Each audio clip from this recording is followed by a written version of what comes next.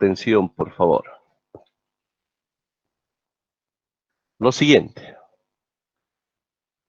Los procesos necesarios para la creación de un programa son especificación y análisis del problema en cuestión, diseño de un algoritmo que resuelve el problema, codificación del algoritmo en un lenguaje de programación y la validación del programa.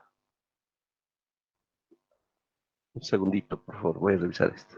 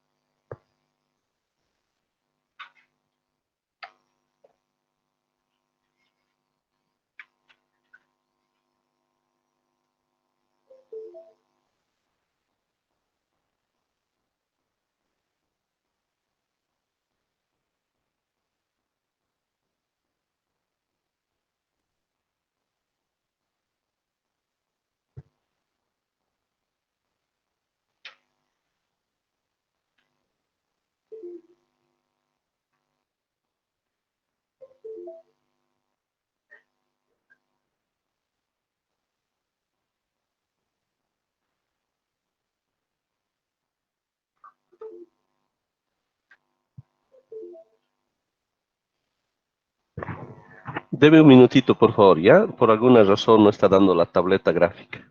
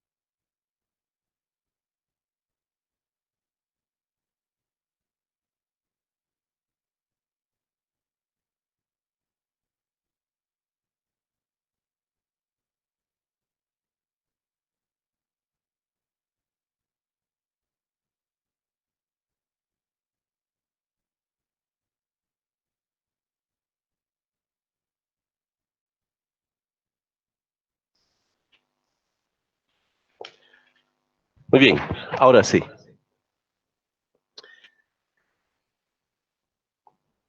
Bien, nuestro objetivo es la creación de programas, ¿verdad? Entonces, para ello, los pasos que tenemos que seguir son los siguientes. El hecho de usar los programas es precisamente para resolver problemas, ¿verdad? Entonces, vamos a ver este esquema que estoy aquí denotando. Entonces, vamos a asumir, aquí tenemos el problema, tenemos que resolver un cierto problema real, ¿verdad? Entonces, para resolver el problema, tengo que usar un algoritmo. Y la pregunta es, ¿y qué es un algoritmo? Y aquí tenemos el concepto, ¿no? Un algoritmo es una secuencia de pasos para resolver un problema. A ver, secuencia de pasos para resolver un problema. En la vida cotidiana, generalmente estamos haciendo uso del algoritmo para resolver muchos problemas. Vamos a suponer que, por ejemplo, para la preparación, a ver, vamos a suponer de un cierto plato. ¿Qué plato les gusta? A ver, ¿qué les parece una sopa de maní? ¿Ya? Entonces, el problema es el que tenemos que preparar, ¿verdad? Este plato, esta sopa de maní. Para ello tenemos que usar un algoritmo, o sea, una secuencia de pasos para resolver el problema. Entonces seguramente tendremos ahí el tema de la receta, ¿no es cierto? Paso 1, paso 2 y así sucesivamente, ¿no? Secuencia de pasos. Entonces seguramente los pasos serán, a ver, me voy a inventar, de repente prenda la cocina y ponga en la olla una cierta cantidad de agua, ¿verdad? Recordemos, estamos preparando una sopa de maní. Entonces, ponga sal, ¿no es cierto? Para que haya mejor conductividad térmica en el agua, ¿no es cierto? Luego de repente colocaremos una carne, no sé si puede ser una carne roja o de repente también se utiliza la carne blanca de pollo, ¿no? Que es mucho más saludable, ¿no? Comer la carne de pollo comparado a una carne roja, ¿verdad? Entonces podríamos estar ahí colocando la carne de pollo. De repente, luego, no sé si en este caso prefieren que sea la sopa de maní, de arroz o de macarrón. ¿Cuál les gusta más? Cada uno tenemos nuestros gustos, ¿verdad? A ver, pero tenemos que tomar una decisión. Vamos a suponer de macarrón. Entonces vamos a tostar hasta que llegue un tono dorado y posteriormente iremos a echar, luego vendrán las verduras, la papa y así sucesivamente, ¿verdad? Bueno, lo que quiero mostrar con este ejemplo es que estamos siguiendo una secuencia de pasos para resolver ese problema, ¿verdad? Ese desafío. Bueno, problema no es precisamente los problemas tremendos, ¿no? Sino estamos dando a entender estos desafíos en términos de resolver algo real, ¿no es cierto? Entonces, como ello, siempre vamos siguiendo, por ejemplo, para resolver un problema de repente de un ejercicio, vamos a suponer de matemáticas, entonces estamos siguiendo una serie de pasos para resolver el problema, ¿no es cierto? Entonces, cuando pensemos en algoritmo, que es el nombre de nuestro capítulo, algoritmos, entonces recordemos siempre este concepto que está ahí, ¿verdad? Secuencia de pasos para resolver un problema. Secuencia de pasos, ¿no? Entonces tenemos ahí el problema y para resolver el problema tenemos que seguir una secuencia de pasos que es desarrollar el algoritmo, ¿ya? Este es el corazón, la base, la clave dentro del campo de la programación. Esto es lo que hace la diferencia entre el buen programador, aquella persona que se destaca, que tiene esa destreza, esa habilidad para programar, está en este paso de desarrollar los algoritmos. Entonces, cuando en algún momento les comentaba, por ejemplo, ciertas grandes empresas como Facebook, lo de Google, quieren reclutar gente que se dediquen al campo de la programación. De hecho, ellos alguna vez dan cursos gratuitos, ¿no? Del campo de la programación y de todo ese conjunto de todas las personas que pasan el curso, solo seleccionan a unos cuantos que se lo llevan, ¿verdad? Para que vayan a programar. ¿Y dónde radica la diferencia? Aquí, en que uno tenga la experticia en desarrollar algoritmos que resuelvan el problema, que esto es lo que nos preocupa, ¿verdad? Resolver el problema a través de estos algoritmos que estamos viendo ahí, ¿no es cierto? Tenemos que desarrollar. Para ello hay estas 4 formas, ¿no? En el que podemos desarrollar un algoritmo. 1, el lenguaje natural. 2, el pseudocódigo. 3, diagramas de flujo. Y 4, a través de los lenguajes de programación, ¿no? Bien, vamos a ver con detalle. Primero, en términos generales, lo que estamos aquí viendo.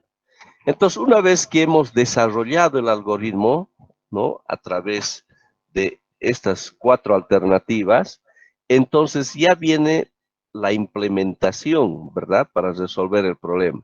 Y eso es lo que llamamos el programa, ¿verdad? Entonces, el programa tiene un paso anterior, que es el desarrollo del algoritmo, ¿verdad? Entonces, para desarrollar este programa, ya tenemos los diferentes lenguajes de programación, ¿no? Bien, pero también hay una forma directa, o sea, uno no necesariamente puede desarrollar el algoritmo, ya puede saltar de forma inmediata a desarrollar el programa, pero sin embargo, sí es un paso más difícil, ¿verdad? Lo aconsejable es desarrollar un algoritmo, ¿no? ¿Qué es un programa? Del que bastante vamos a escuchar este término. Un programa de computadora es un conjunto de instrucciones que la CPU de una computadora puede entender y ejecutar, ¿ya? Entonces, como programa entendemos conjunto de instrucciones, ¿verdad?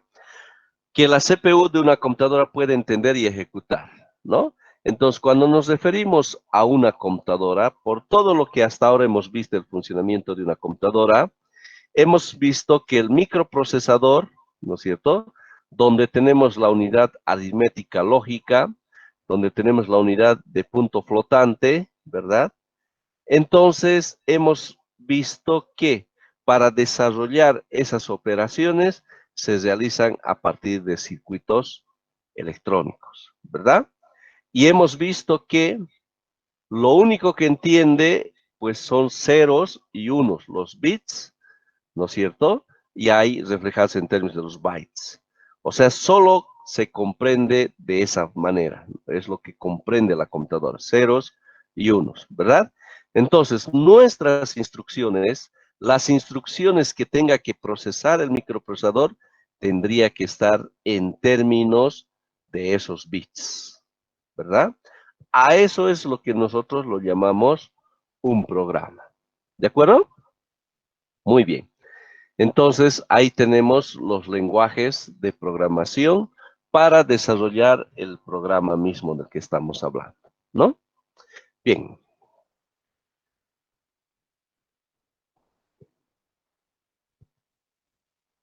A ver, algunos detalles. Hablemos de la forma, cómo es que expresamos un algoritmo. Hemos dicho que hay estas 4 maneras, ¿verdad? Veamos inicialmente con relación al lenguaje natural. ¿A qué nos referimos con el lenguaje natural? Esta manera de expresar un algoritmo no es ideal, ya que el lenguaje es impreciso, puede tener ambigüedades. A ver, ¿a qué nos estamos refiriendo? Cuando decimos esta primera alternativa a través del lenguaje natural, nos estamos refiriendo a la forma normal como nos comunicamos los humanos, ¿verdad? Entonces, si deseamos, por ejemplo, el caso de la preparación de la sopa de maní, que era una secuencia de pasos por en un algoritmo, y si les pido a cada uno de ustedes, ¿verdad?, procedan a desarrollar la receta para la preparación de una sopa de maní, ¿verdad? Seguramente no vamos a uniformarlo, porque yo sé que cada uno del estilo único que ustedes son en el mundo, cada uno de nosotros, y ese es el privilegio que tenemos, somos únicos en el mundo, no hay 2 personas igual que tú y no lo va a haber jamás. Esa es la bendición que nos ha dado Dios, que justamente cuando armó el molde, él ya lo votó. Somos únicos en el mundo. Y eso es algo lindo de saber que somos únicos, ¿verdad? Entonces, como único que somos, cada cual, si nos ponemos a escribir la receta de la sopa de maní, ¿no es cierto?, cada uno le va a dar su toque personal, ¿verdad? Entonces seguramente algunos van a escribir una cosa larga, ¿no es cierto? De repente, algunos de repente le van a dar hasta un toque poético, de repente, ¿no? Porque le gusta esa forma de escribir. Pero de repente puede haber algunos que son de pocas palabras, ¿no? Ponga la olla, pele papa, una cosa así, ¿verdad? Entonces, no podríamos esperar algo uniforme donde todos hagan lo mismo, ¿verdad? Entonces, cuando usamos el lenguaje natural para poder expresar los pasos para el algoritmo, por eso decimos que no es ideal, ¿no? Usar el lenguaje natural, ¿no?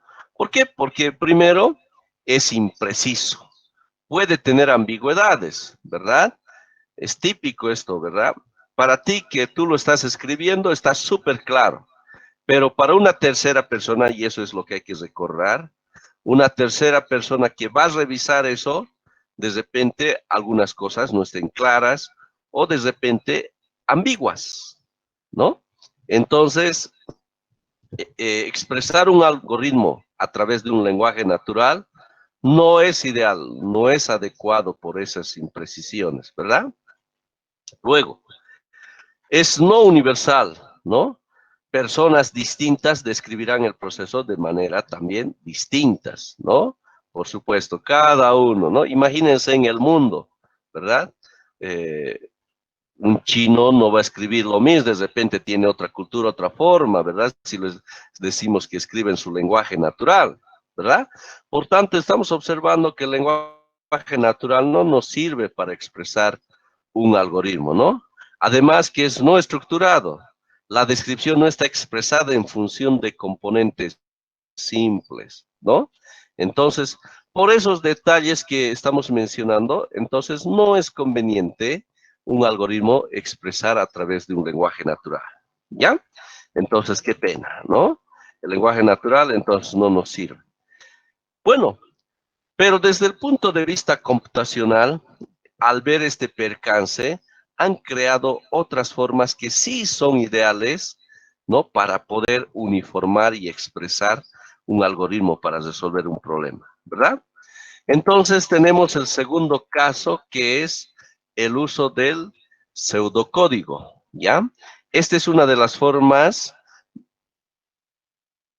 que vamos a encontrar para poder expresar eh, el algoritmo, ¿no? Entonces, por ejemplo, inicio del programa y fin del programa, ¿no? Entonces, este es el pseudocódigo. Entonces, él tiene un formato, ¿no? Preciso, entonces, donde todo programador, ya sea boliviano, ya sea de repente de otro continente, un europeo, de África o cualquiera, si está usando este formato de preparar el algoritmo, tiene que respetar, y es una regla, es una norma, si uno quiere usar el pseudocódigo así de esta forma. Entonces, ya ahí estamos obteniendo la uniformidad, ¿verdad? Todo aquella persona que va a usar un pseudocódigo para resolver un problema, ¿no? A través de esta alternativa, entonces tiene que seguir. Entonces, ¿qué es lo interesante de esto? Ahora sí vamos a poder uniformar. Ya vamos a ver que aquí uno no puede colocar lo que deseen, ¿verdad? ¿No? Entonces, de repente uno diga inicio, a ver, yo puedo utilizar otra palabrita, inicialización del programa, ¿no? Entonces, no, esto ya está fijo, una palabra así tal cual, ¿no? Entonces, esa es la gran ventaja que tenemos con relación al lenguaje natural, ¿verdad? Ahora, utilizamos verbos, escribir, leer, calcular, calcular, imprimir, imprimir, usando este formato del pseudocódigo, ¿verdad? Entonces vamos a suponer el problema, se trata de sumar tres valores cualquiera, ¿no es cierto? Pero esos nuestros valores tenemos que almacenarlos en tres variables. Vamos a suponer las variables A, B, C, y luego tenemos que sumar y sacar el promedio, ¿no? Entonces, de acuerdo con el pseudocódigo, escribir, introduzca tres valores cualquiera. Luego leer esos tres valores que va a ingresar el usuario y los va a guardar en estas variables respectivas, ¿no es cierto? Luego, calcular, ¿no? O sea que la suma de estas tres variables, ¿no? Se van a almacenar en la variable sum.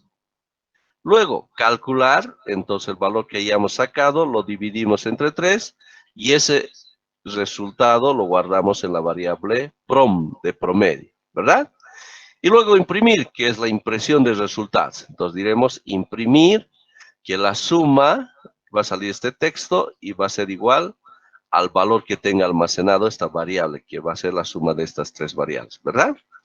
Luego, imprimir, entonces va a imprimir promedio, ¿no? En la pantalla de nuestro dispositivo electrónico, puede ser una PC, puede ser una tablet, un celular, puede ser una portátil, entonces ahí lo tenemos la pantalla, entonces esto es lo que va a imprimir, ¿verdad? Lo que va a salir en la pantalla.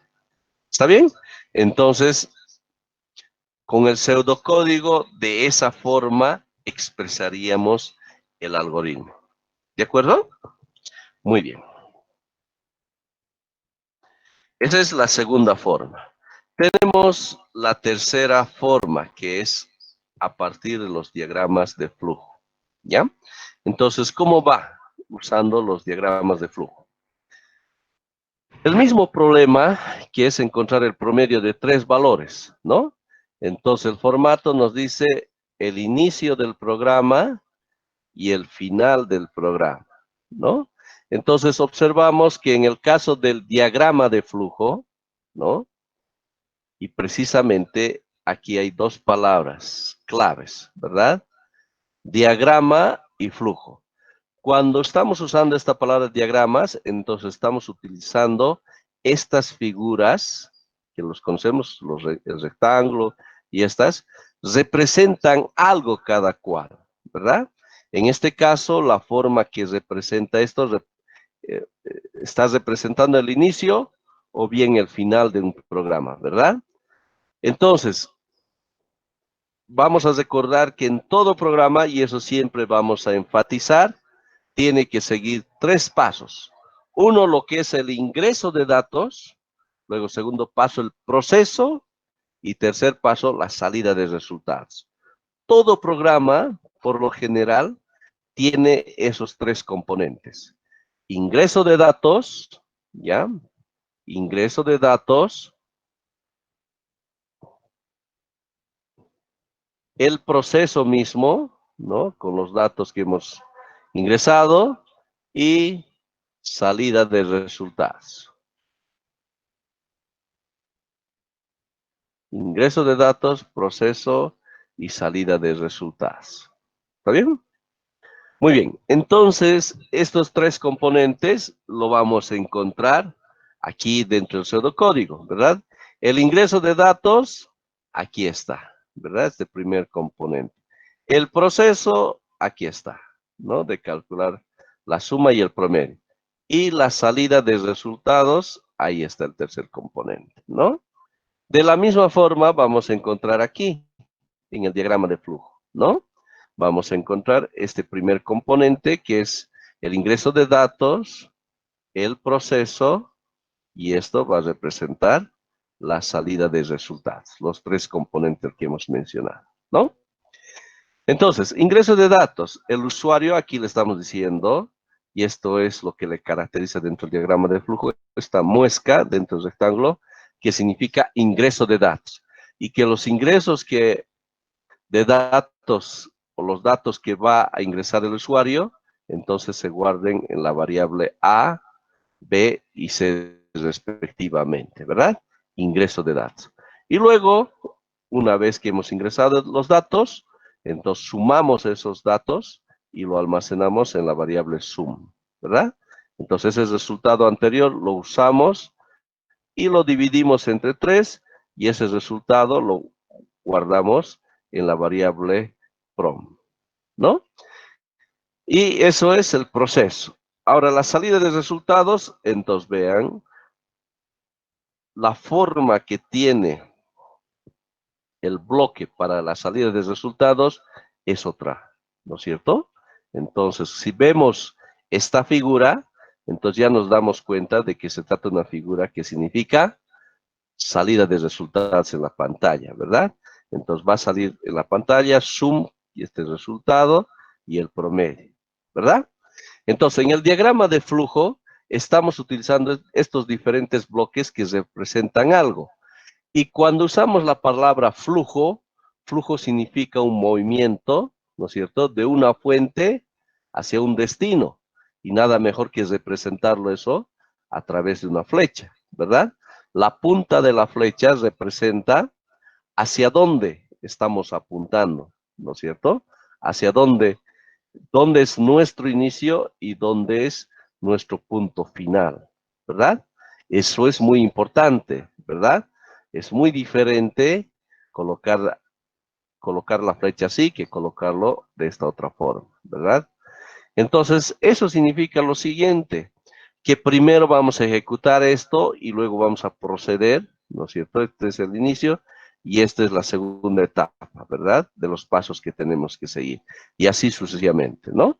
Entonces, cuando decimos diagrama de flujo, entonces estamos representando el algoritmo a través de estas figuras geométricas especiales que denotan algo, que significan algo, y acompañados, ¿no?, por las flechas, que nos da a entender el flujo que tenemos que seguir, de dónde tenemos que comenzar, dónde tenemos que ir, ¿no es cierto? Y esto está, el diagrama de flujo está caracterizado por la presencia de estas flechas, ¿verdad? Con las puntas respectivas. ¿Está bien?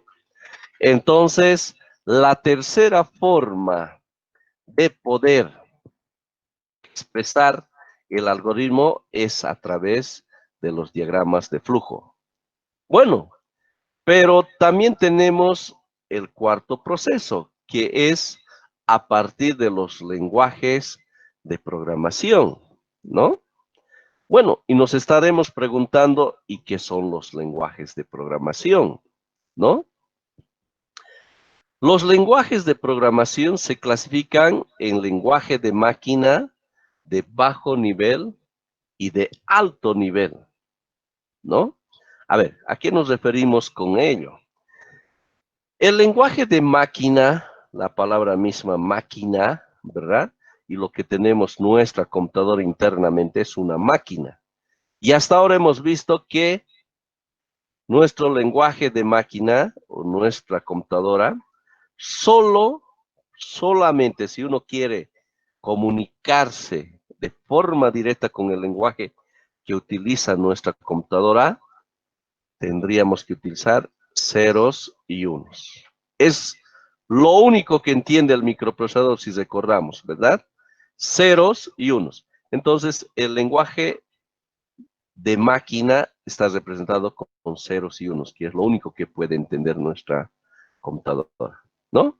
Entonces, sucede que los primeros programadores, uy, triste su vida de ellos, ¿verdad? Las instrucciones que tenían que darlo para desarrollar los algoritmos, ¿verdad? Tenían que expresarlo así de forma directa en lo que entiende, ¿no?, la computadora, ceros y unos. Trabajo duro, ¿no es cierto? Trabajo duro, ¿no? De intentar que todas nuestras instrucciones estén basadas en ceros y unos de máquina, ¿verdad? Y realmente representa una tarea titánica en términos de dar así las instrucciones, ¿verdad? Porque los humanos nos comunicamos de otra manera, no nos comunicamos así 0, 0, 1, 1, 1, no, ¿verdad?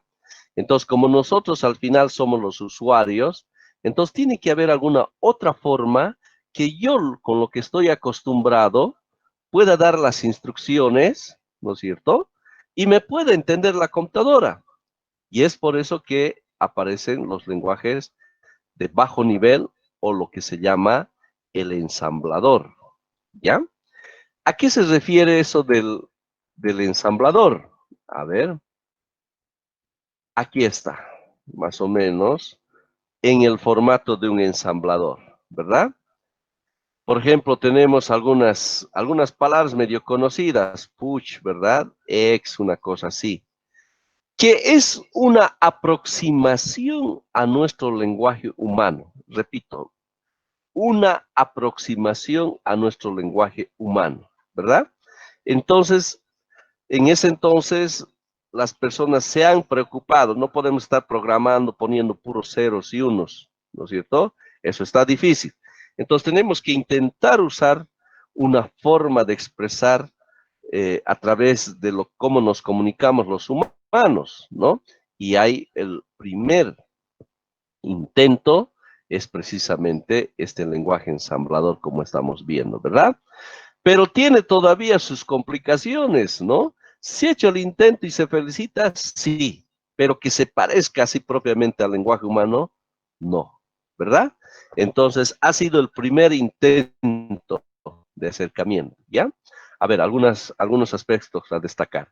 Estaban basados en símbolos o mnemónicos que se correspondían directamente con instrucciones de código máquina. Aunque el lenguaje ensamblador es prácticamente idéntico al lenguaje máquina, algo parecido, ¿no?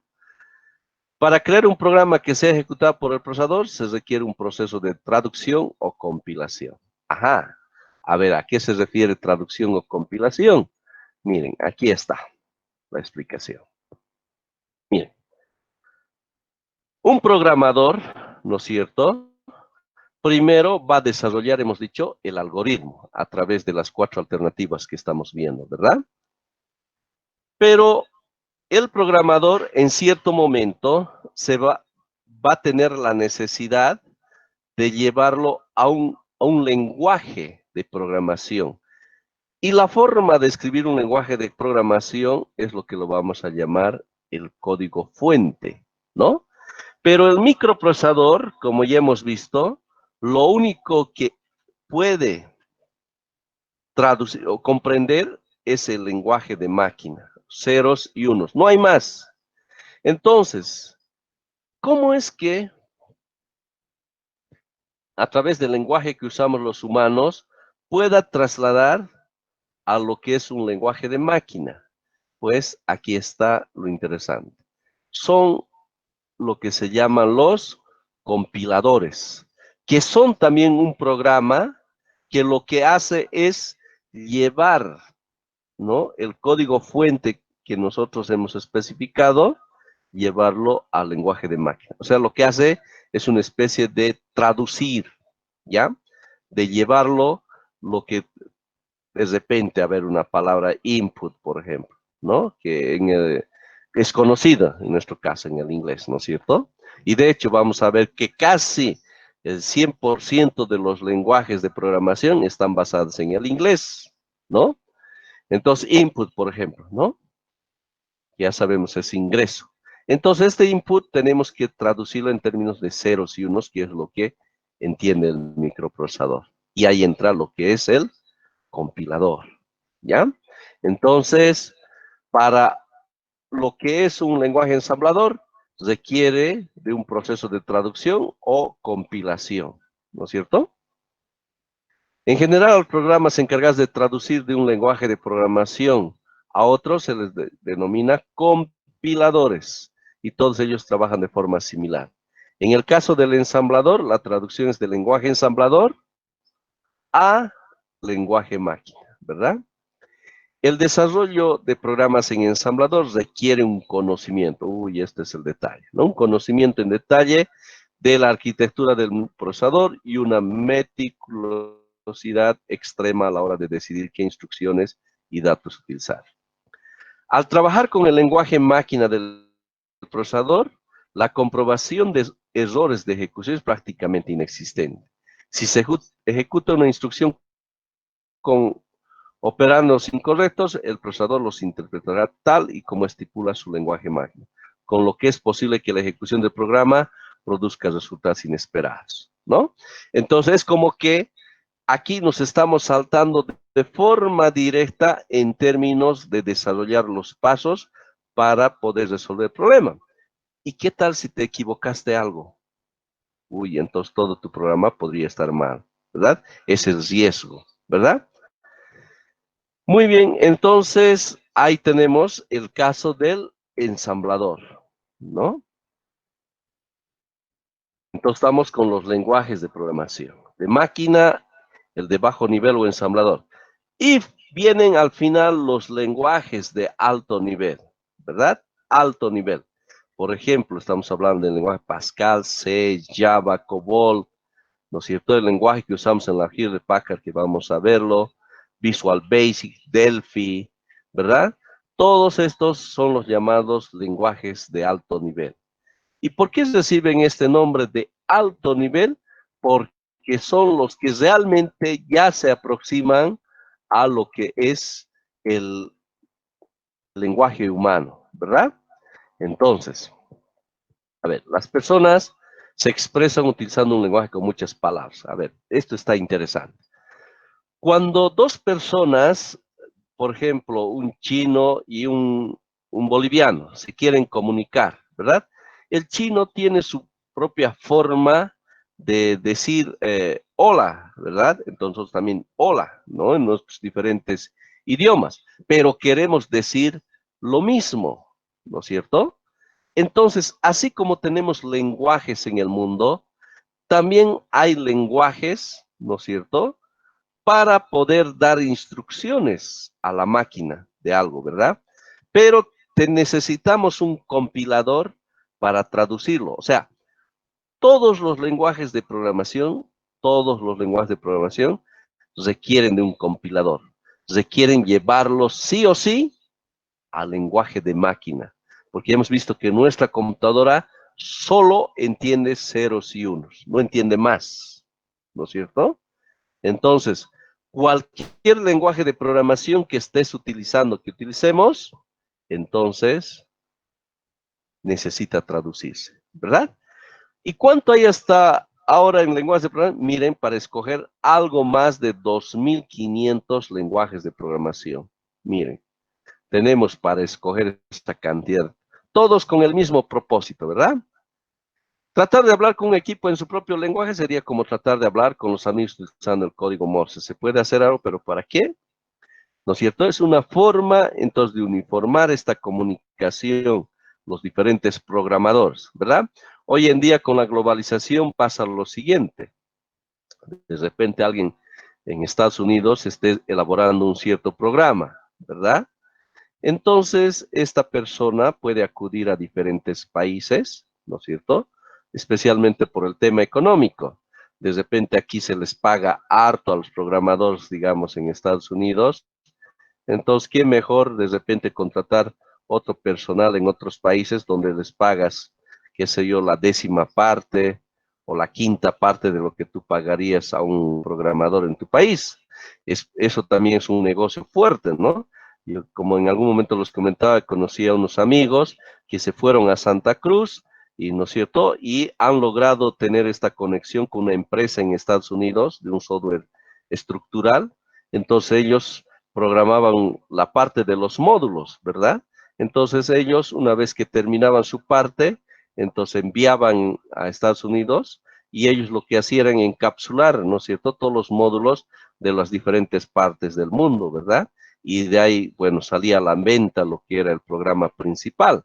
Entonces, por supuesto, una vez entregado el producto, entonces les enviaban el cheque, ¿no es cierto?, por el trabajo que habían realizado, ¿no? Entonces, esto es algo bien común, ¿verdad? Entonces, de diferentes países, por ejemplo, India o en el mismo China, que de repente el costo de programar es mucho más económico, ¿no? Entonces, cada uno hace su parte y recibe los cheques respectivos, ¿no? Entonces, pero para poder encapsular, entonces tenemos que utilizar un lenguaje de programación. Entonces, tiene que ser uniforme. O sea, lo que estemos haciendo en otro país, entonces tiene que poderse encapsular en los diferentes países, ¿no es cierto? Por eso es la uniformidad a partir de un lenguaje de programación que esté utilizando, ¿no? Aquí la empresa principal. ¿Está bien? Entonces ahí utilizamos los lenguajes de programación, ¿no? Una lista parcial de algunos lenguajes de programación más importantes junto con el año de su creación. Miren, el primer lenguaje de programación, el año 1957, Fortran. Esto representa la creación de este lenguaje, ha representado como 18 años de trabajo hombre, imagínense, para crear este lenguaje de programación, ¿verdad? Porque tiene que tener su propio compilador para traducirlo en términos de ceros y unos, ¿verdad? Lo que tú has programado, has creado el algoritmo, ¿no es cierto? Entonces, para poderlo llevar al lenguaje que comprende la computadora, que es el lenguaje de máquina, requerimos de un compilador, ¿no es cierto? Ese es el papel duro, ¿no es cierto? Entonces, ahí tenemos otros lenguajes, Algo, Lisp, COBOL, APL, Simula, BASIC, ¿no? PL, Prolog, C, Pascal. Miren, desde el año 57 hasta el año 2000 lo tenemos aquí como referencia, el C#, el PHP, Java, Ruby, Python, Haskell, ¿no es cierto? Todo esto. Bueno, a la fecha 2020 estamos hablando más de 2500 lenguajes de programación tenemos para escoger, ¿verdad? Bueno, pero como siempre hay algunos lenguajes de programación que son las más usadas, las que están más de moda, ¿verdad? Donde usan más cantidad de personas. Y precisamente tenemos esto de forma referencial que habíamos encontrado, que en primer lugar, ¿no es cierto?, estaba el lenguaje Java, ¿ya?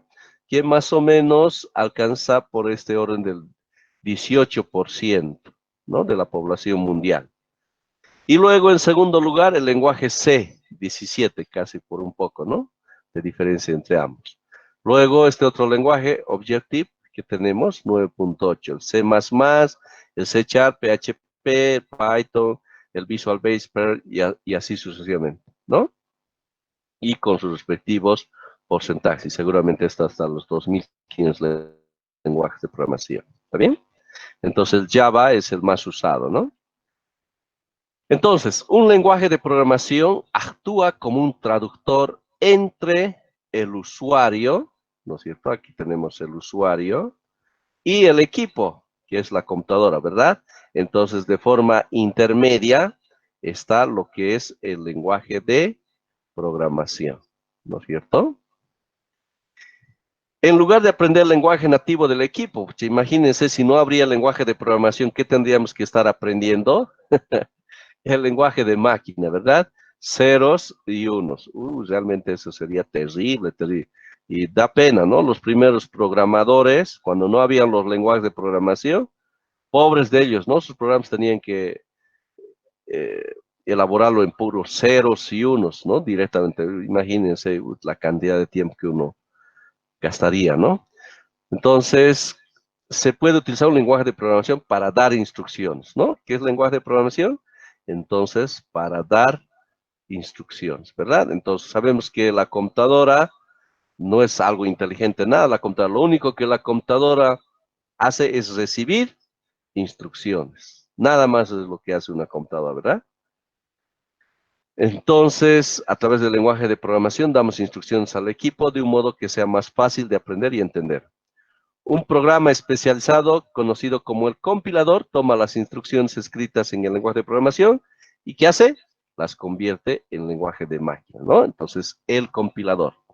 Esto significa que, como desarrollador de programas, no precisa entender lo que el equipo hace o cómo lo hace. Solo es necesario entender cómo funciona el lenguaje de programación. Afortunadamente, entonces, lo único que nosotros tenemos que enfocarnos es en el lenguaje de programación, ¿verdad?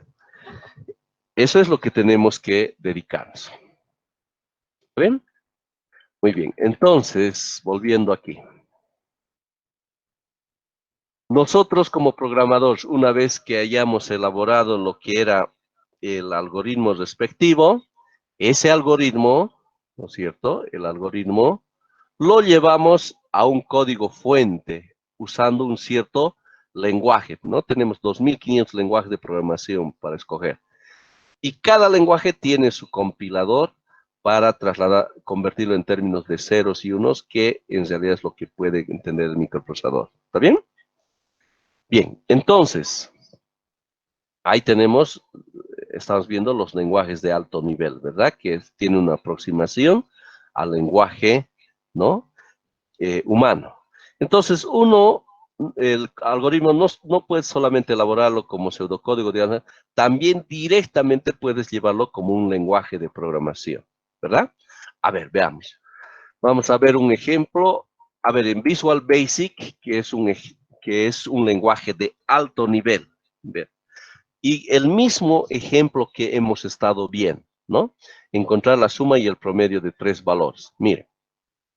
Primero hay que dimensionar lo que van a ser nuestras variables. Entonces, hemos dicho, vamos a usar tres variables, inclusive esta otra variable, 4 variables. Y estamos denotando que trabajen con esta doble precisión, ¿no?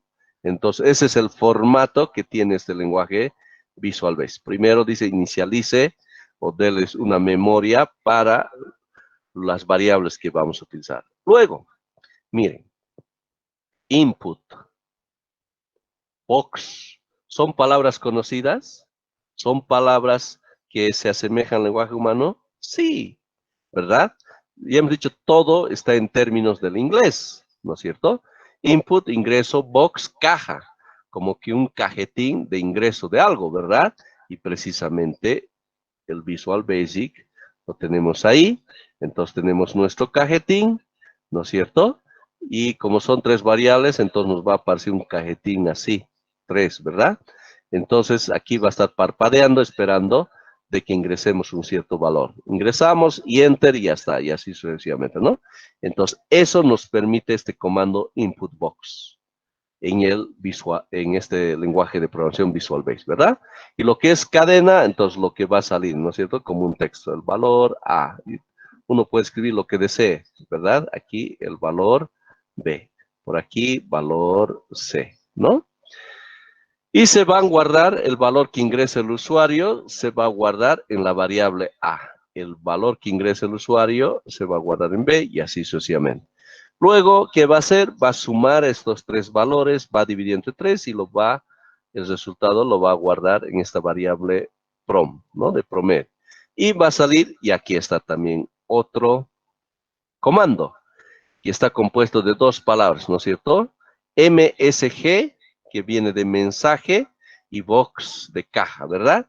Entonces, ¿qué va a salir? Pues un mensaje, ¿no es cierto? Una ventanita, ¿no? Que va a mostrar el resultado. ¿Qué es resultado? Este es el resultado de lo que va a ser el promedio de estos 3 valores. Si vamos a suponer que el promedio así 5.674, entonces lo vamos a ver muy bonito, estético, una ventanita mostrándonos el resultado, ¿no es cierto? Con este comando msgbox.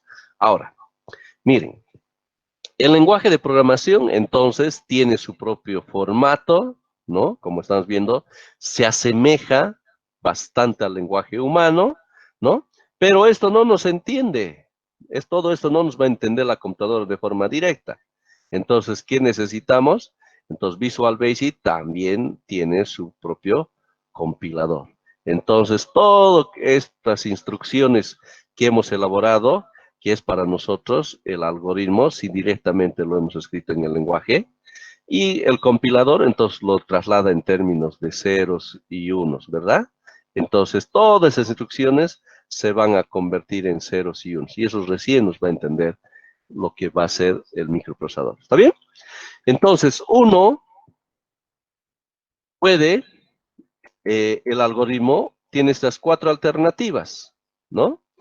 Esas 4 alternativas. Entonces, el paso difícil, entonces uno sin elaborar un algoritmo puede directamente elaborarle un lenguaje de programación, ¿verdad? Si es un programa sencillo, fácil, la suma de 2 valorcitos, claro, uno lo puede tranquilamente llevar directamente en el lenguaje de programación.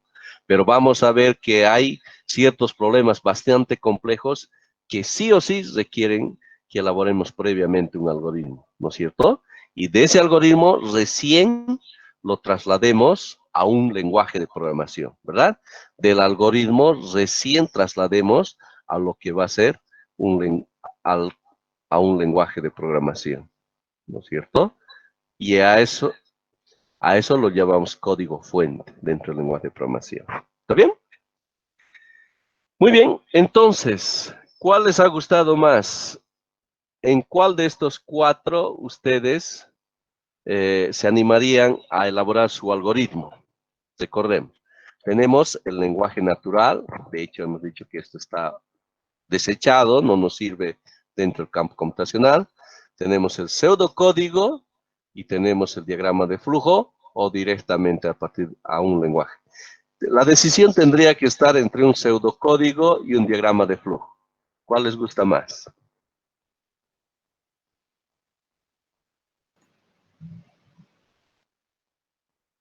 El pseudocódigo, ¿no? Que está más interesante, más fácil. El pseudocódigo. Muy bien. A ver qué dicen de esto. Muy buena la sugerencia. Bien, les cuento lo siguiente. Dentro de nuestra carrera, especialmente vamos a tener varias aplicaciones, ¿no? Para resolver problemas ingenieriles. Generalmente usamos vectores y matrices, ¿no? Y por ese hecho del trabajo de vectores y matrices se ajusta mejor para nuestra necesidad ingenieril lo que son los diagramas de flujo, ¿ya? Pero se puede en el pseudocódigo, se puede también realizar, ¿ya? Entonces, en nuestro caso, para tomar una decisión y especialmente en términos de algo que nos sirva a todos, entonces vamos a adoptar lo que va a ser el diagrama de flujo, ¿ya? Entonces, nuestros algoritmos lo vamos a preparar a través de diagramas de flujo, ¿de acuerdo? Bien, pero sin embargo, no se olviden que hay estas otras formas, ¿no? De representar un algoritmo, ¿de acuerdo? Entonces, desde la siguiente clase vamos a estar viendo los diagramas de flujo para resolver problemas, ¿verdad? Entonces, les recomiendo que aquí en esta parte del desarrollo de algoritmos es practicar, practicar y practicar. No hay más. Tenemos que practicar para agarrar la destreza dentro del campo de la programación. ¿De acuerdo? Muy bien. ¿Alguna pregunta, duda, inquietud, por favor?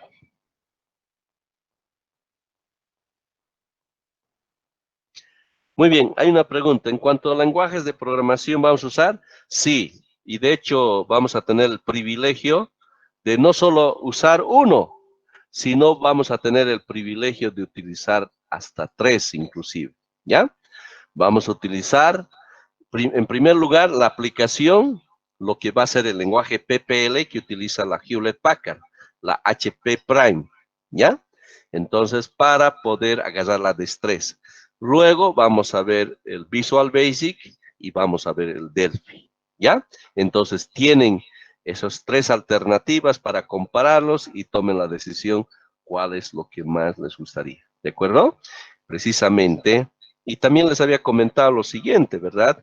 Y ahora que tenemos una noción más grande y panorama, en nuestra carrera, y les había dicho un momento, que lo que a mí me interesa y algo que quiero por cariño a ustedes es darles cosas prácticas, cosas que les sirva dentro de la profesión, ¿verdad? Entonces, desde ese punto de vista, algo que nos va a servir es precisamente, y algo que lo vamos a hacer en todo momento, es el uso de las planillas de cálculo en Excel, ¿verdad? Y vamos a tener mucha necesidad de elaborar lo que son las macros, ¿no es cierto? Algo que nos automatice. De repente quieres generar 1000 números, no vas a estar escribiendo 1, 2, 3, una cosa así, ¿verdad? O solo por decir un ejemplo. Entonces, tiene que haber algo que te automatice esa operación. ¿Y qué es? Precisamente un algoritmo. Pero ese algoritmo lo tienes que llevar a un lenguaje de programación. Y Excel, que es de la familia de Microsoft, ¿qué lenguaje de programación tiene? Pues tiene que ser un lenguaje que pertenezca a Microsoft. ¿Y cuál sería? Visual Basic.